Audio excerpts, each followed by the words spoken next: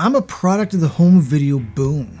As much as I progress and grow in life, my love of the movie-going experience, my origin, my heart if you will, belongs to the adventure that was the video store. I was the first generation of kids that had this massive, well, at the time, collection of stories, actors, and directors to discover at my own pace. Now, I've talked ad nauseum about the importance of the VHS box art cover, but one thing that doesn't get discussed enough is the specific type of double bill that was a byproduct of the video store experience. Not that some of these didn't have a third outing, or that the first is clearly superior, but more that these two felt more organic, more connected. The first two Gremlins, the first two Ghoulies, Ghostbusters 1 and 2, House 1 and 2, Warlock, and of course, Waxwork. Which brings me to one of my favorite sequel directors from the Wild West that was the early 90s, Mr. Anthony Hickox, and his everything but the kitchen sink off the rails follow-up to his first flick, Waxwork. And join me on a defense of what may be one of the most interesting and ballsy continuations ever made, with the cult classic Waxwork 2 Lost in Time.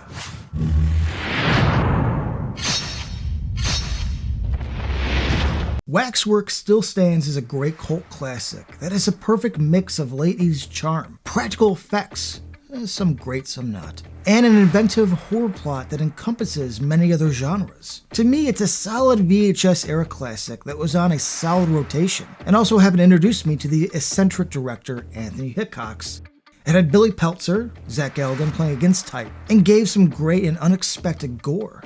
But Waxwork, along with its bizarre sequel, were in tandem for me. Again, to be clear, the first one is a tighter, focused, and all-around better entry. But Waxwork 2 Lost in Time pulls a bit more at my nostalgia heartstrings. And rewatching a bit as I got older, there are more than a few things that make this sequel a worthy entry that did not play it safe. This starts off right as the first one ends. Mark and Sarah, now played by Monica Shinar, escape the burning Waxwork Museum, catch a suspicious and oddly convenient taxi riding down a California suburb street, and make a pact to forget what just happened. Because honestly, they're just happy to be alive.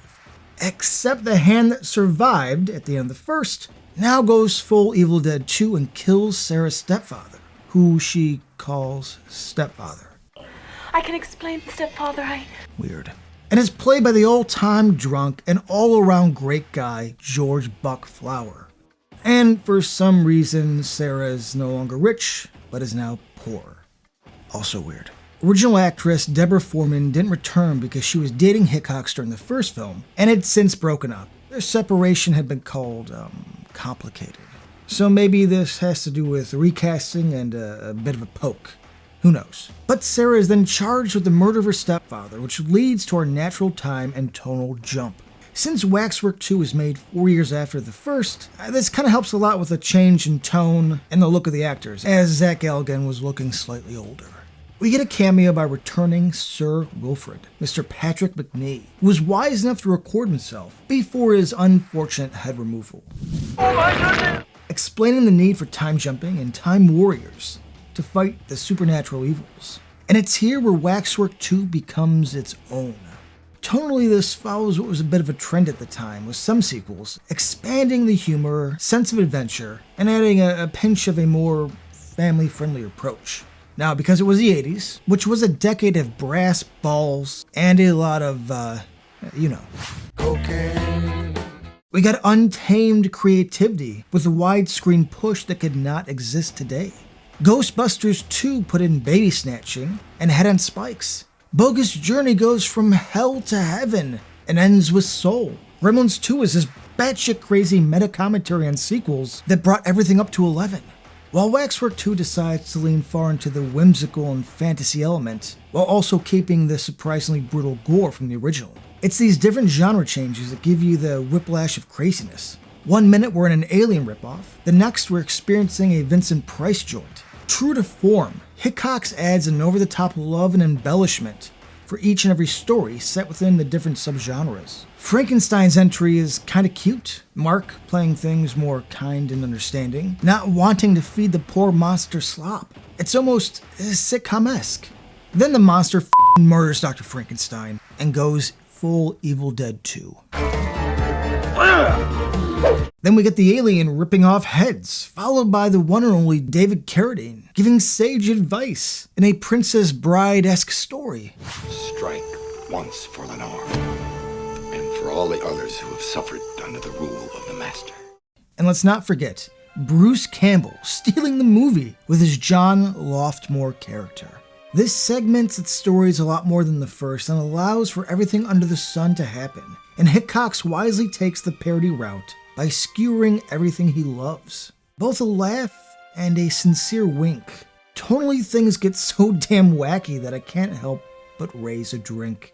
Jumping into these different mini-movies, we get Hickox doing his embellished versions of horror, sci-fi, and fantasy classics. Or more like cereal in a bag, the generic version, because hey, nobody wants to get sued. The haunting segment gives a prime Bruce Campbell his time to shine. I mean, salt on the wound, guys.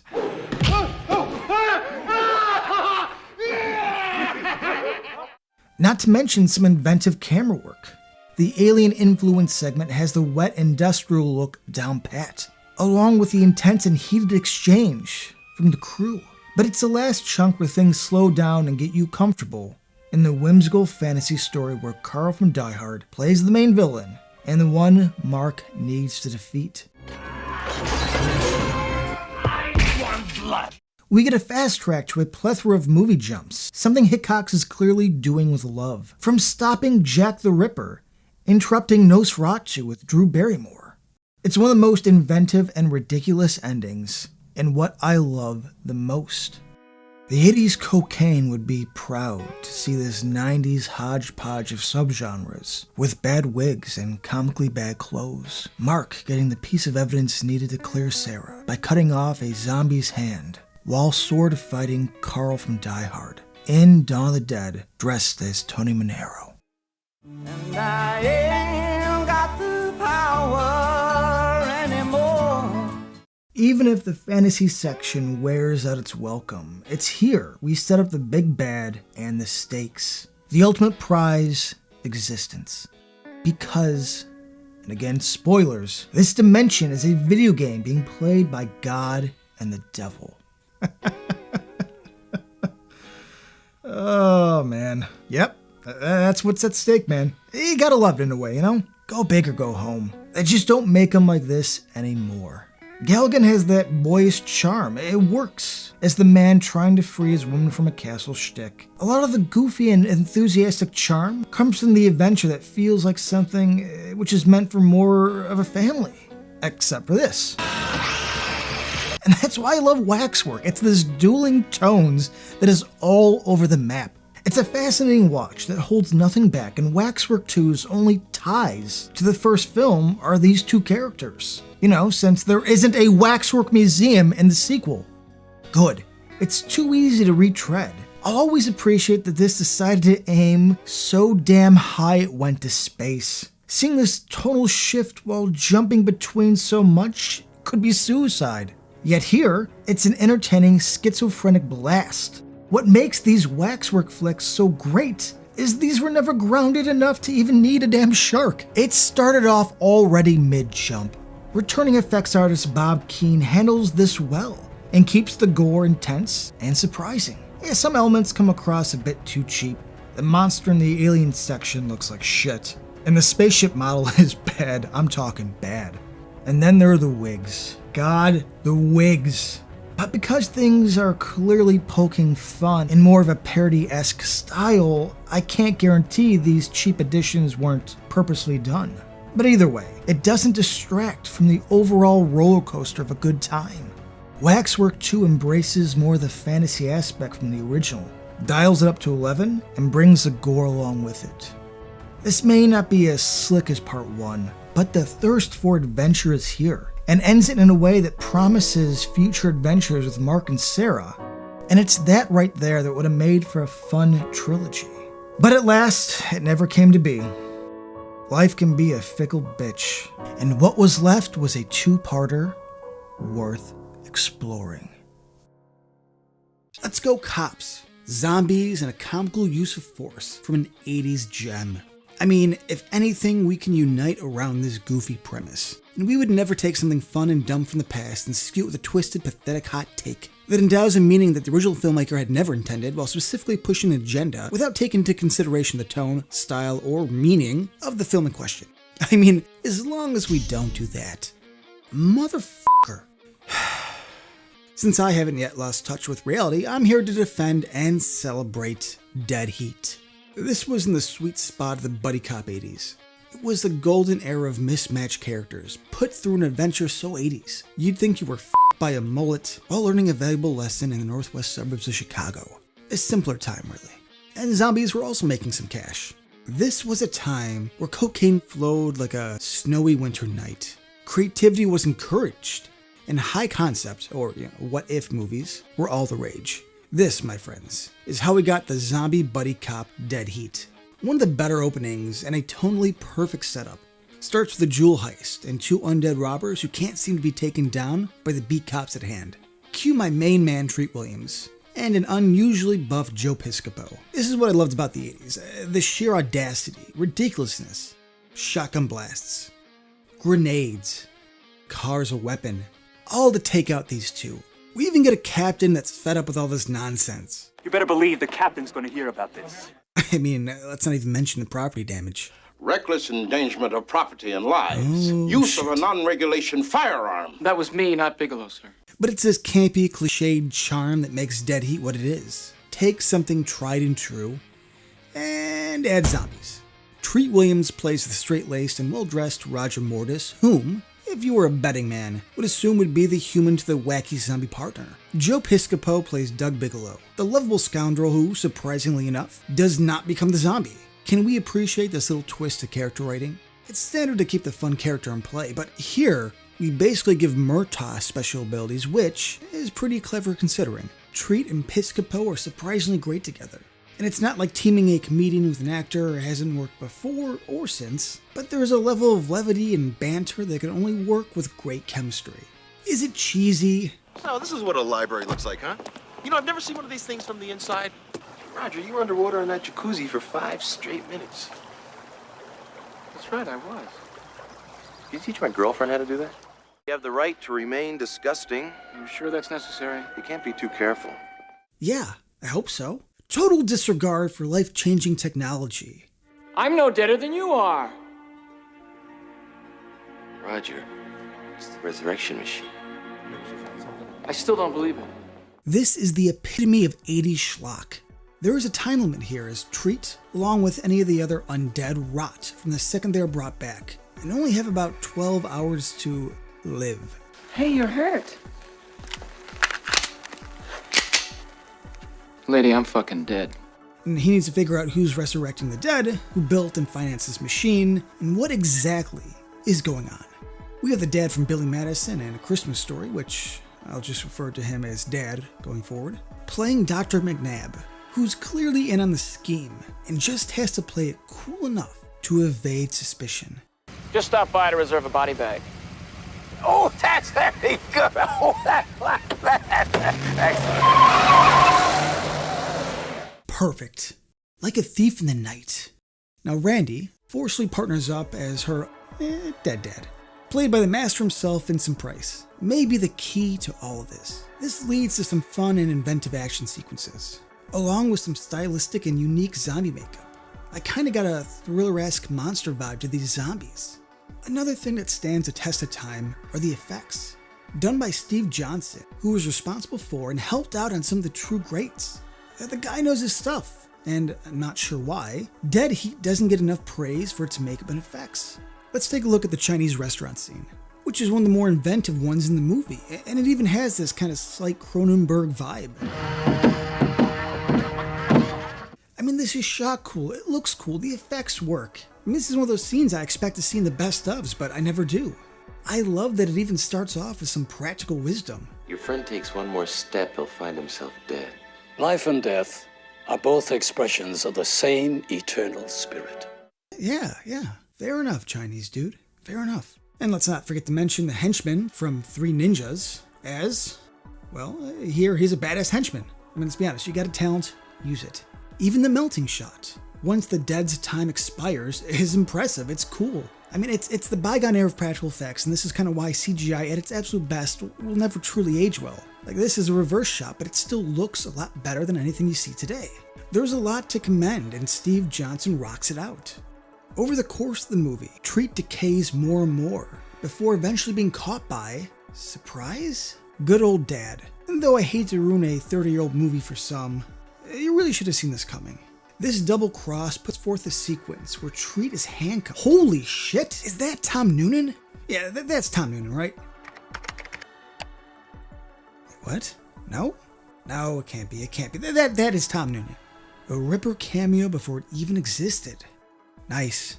This leads to a mutant-looking badass Treat Williams who has run out of fucks to give, pulls a Terminator, or did a Terminator pull a Treat Williams, and takes a motorcycle to continue his mission. As a horror, comedy, action flick, this has some great stunts. The ambulance flip comes to mind, plus there are a healthy amount of shootouts with some of that prime 80s blood squibs throughout. Mwah! I didn't grow up with Dead Heat. In fact, I clearly remember skipping over it at the video store. I mean, let me be as crystal clear as I can. This cover sucks. It has always sucked. Why would you put this as your VHS cover? Why does Piscopo have that stupid f***ing look on his face? Oh well, okay, listen, I will admit, I was wrong. Now without any nostalgia, I can love, and do, love this movie for what it is clearly aiming for. It's Beverly Hills Cop, with the action of Lethal Weapon, on top of the zombies and gore from George A. Romero. See, we tend to judge films from the past with a current eye, and all that does is confuse the dumb and mischaracterize the work. This is an 80s film with an 80s tone, written in the 80s, and I judged it accordingly. Imagine that. Imagine that. And now I owe it to the legend that is Joe Bob Briggs for finally getting me to watch this movie. In Dead Heat, the effects are great, the story is fun, and it ends with a melted Treat Williams shooting up the Bond villain meetup, with Vincent Price being all Vincent Pricey. I'll give you anything you want. Money, power, eternal life, riches beyond your wildest dreams to save the machine. Of course, when I checked out its Rotten Tomatoes/IMDb scores, I once again realized that this is why we can't have nice things. Oh, and yeah, let's not forget about motherfucker. Cheers to the type of movie that wore its fun and dumb concept proudly on its sleeve, and I'm sure it will offend someone eventually. But until then... Hey, Rod, you think we'll be reincarnated? As what? I don't know, maybe you get a choice. You can be whatever you want. Oh, you mean like a statesman or a president or a prize-winning novelist? Personally, I'd like to come back as the seat on a girl's bike. Now that is truly inspiring. Thank you. You know, Doug, What's that? this could be the end of a beautiful friendship. When I was a kid, I was lucky enough to see Jurassic Park on the big screen at the Glenwood Theater back in '93. I grew up with a love and innate passion for film. The experience I had watching that majestic Brachiosaurus landing on both feet as the music peaked is a moment that will be with me forever. Like the theater of my childhood meeting its eventual demise, I am reminded that like all things that shape one's youth, time continues on, and change is a guarantee.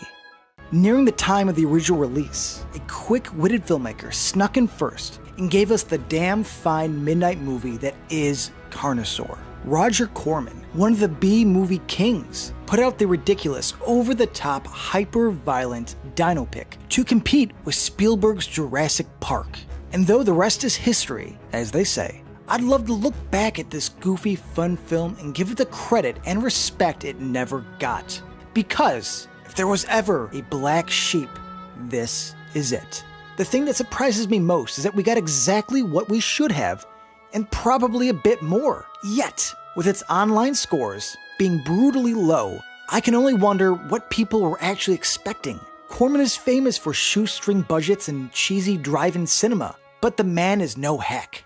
A goddamn pioneer for indie cinema, this man was able to deliver a certain low-budget charisma to even the most outlandish plots. You can't just take the original story and remake it. You must rethink it and make it new. On the other hand, I think it's better to be original. I've only remade a few of my films because I saw new ways to make them, but I tried to be as original as I could. Hear, hear. The Academy Award to Roger Corman, which is an award long overdue, and thank you so much for talking with us about all of this. Thank you, Mick. And Carnosaur fits that mold flawlessly. The film opens with a high-level meeting. The board, consisting of important figureheads, are discussing the research of Dr. Jane Tiptree, famous for genetic research and our film's mad scientist. A clever contract gives her power to work unchecked, or the Unis Corporation, whom this boardroom runs, forfeits all patents to her work. Right off the bat, we are shown that the Unis Corporation is probably not erring on the side of the public's well-being. Almost got the senator to back down on these new regulations. The last thing we need is a biotech panic about chickens. How, you may ask? By their full-blown evil boardroom, designed like a Bond villain's evil lair, complete with ominous lighting and a flashy globe. Then there's the Coke. If an evil corporation were to exclusively drink a pop, it would be Coca-Cola. We all know the underdog, the working man, drinks Pepsi.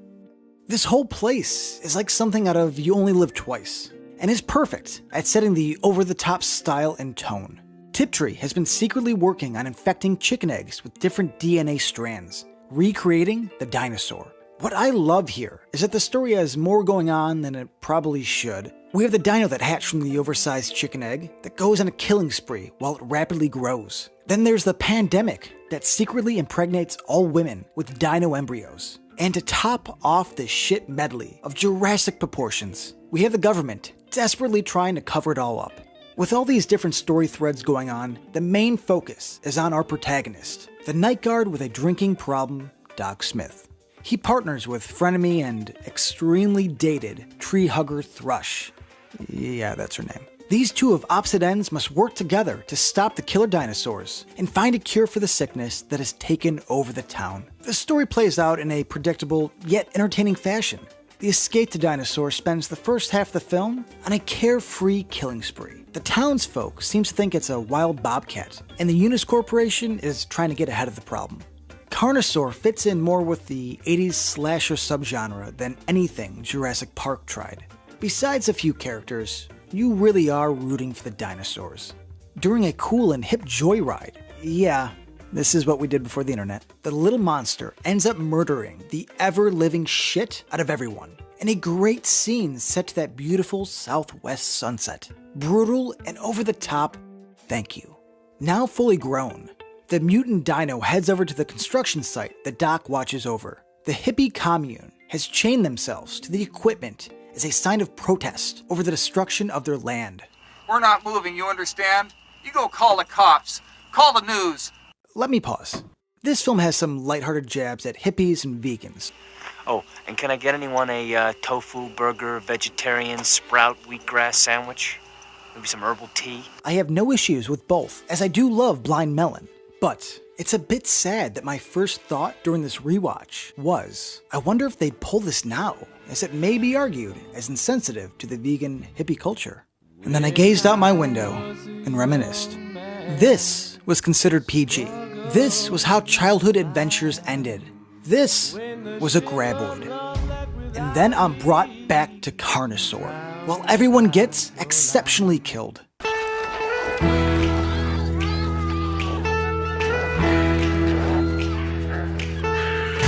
Look, I'm not gonna bullshit you and act as if the dinosaurs look good. They don't. The gore helps, but the effects are pretty incompetent. John Buechler had 10 weeks to get the effects planned and ready to shoot. Carnosaur was a rushed production, which led to the dino puppets you see today. As a fan of Full Moon and Moonbeam, I'm pro puppet. And for me, I just assume Tiptree is going to repopulate the world with poorly designed dino animatronics. Problem solved. Clint Howard was in his prime, creepy Clint era, and is amazing for his limited screen time. He cracks few jokes, upsets a pregnant woman whose husband was clearly eavesdropping and not minding his own business, and gets decapitated by her hungry prehistoric friend. Carnosaur ends with the sheriff blowing the raptor's head off with a f***ing shotgun, a battle to the death between a T-Rex and Bobcat equipment, and Doc acquiring the antidote to save Thrush and the world, only to be gunned down and burned by the government. Carnosaur stood at the crossroads of a new era of film. CGI would become the go-to, and though practical effects would never fully die, Rick Baker closing up his shop was time moving on. Give Carnosaur as much shit as you like, but back then, you couldn't just render a monster. You had to build it, light it, and block it. The irony is not lost on me that Roger Corman adapted to this stoner comedy type of horror sci-fi that I loathe. And I can't blame him. I understand the need to keep up. All I can do is take my ending, walk away, and leave on a high note. I'm feeling a bit introspective. I look back at Carnosaur and I'm reminded that this represents a moment. When I see another lazy sci-fi release, I look back and smile. I was lucky enough to be around at a time where critters, gremlins, and Nazi puppets flooded the market.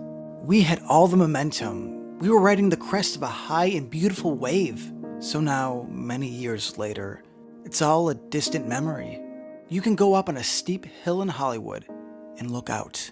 And with the right kind of eyes, you can almost see the high water mark.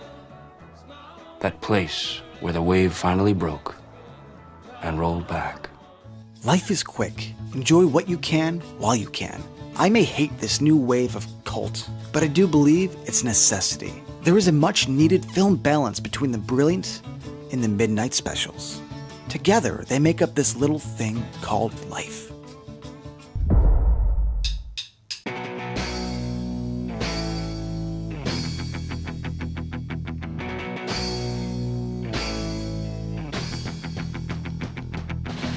Seems like the world is moving on. Didn't stop to look around. Didn't give a shit if you're crashing down. You can close your eyes, but not your skin. Don't believe what you refuse to see. Won't find a way in. Well, I can't ignore a certain thing.